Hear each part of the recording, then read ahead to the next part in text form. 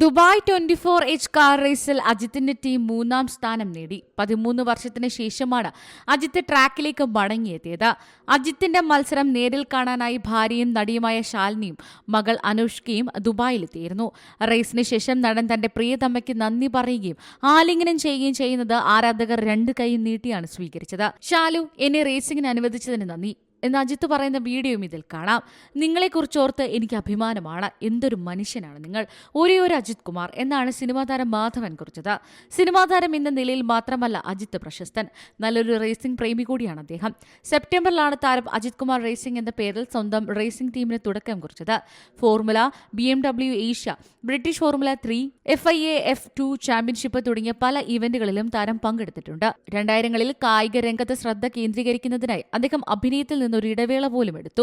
Racing കരിയറിനിടെ നടന് ഗുരുതരമായ പരിക്കുകളും സംഭവിച്ചിട്ടുണ്ട്. വർഷങ്ങളോളം റേസിംഗിൽ നിന്ന് ഇടവേള എടുക്കുകയും ചെയ്തു.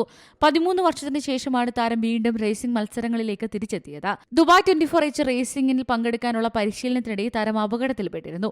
ദുബായിൽ വെച്ച് തന്നെ നടക്കുന്ന പരിശീലനത്തിനിടെയാണ് വാഹനം അപകടത്തിൽപ്പെട്ടത്. കാറിന്റെ നിയന്ത്രണം നഷ്ടമായി ബാരിക്കേഡിൽ ഇടിച്ച ശേഷം കാർ ഏറെ നേരം വട്ടം കറങ്ങി. തുടർന്ന് താരം പരിക്കുകളൊന്നും സംഭവിക്കാതെ വാഹനത്തിൽ നിന്ന് പുറത്തിറങ്ങുന്നുണ്ട്. റേസിംഗ് ജീവിതത്തിലെ സാധാരണ ഒരു ദിവസം എന്ന് പറഞ്ഞുകൊണ്ടാണ് വീഡിയോ അജിത് കുമാർ ടീം സമൂഹ മാധ്യമത്തിൽ പങ്കുവച്ചത്. അപകടം സംഭവിക്കുമ്പോൾ വാഹനം 180 കിലോമീറ്റർ വേഗതയിലായിരുന്നുവെന്ന് അജിത്തിന്റെ മാനേജറും പറഞ്ഞിരുന്നു. Entertainment desk, C Malayalam news.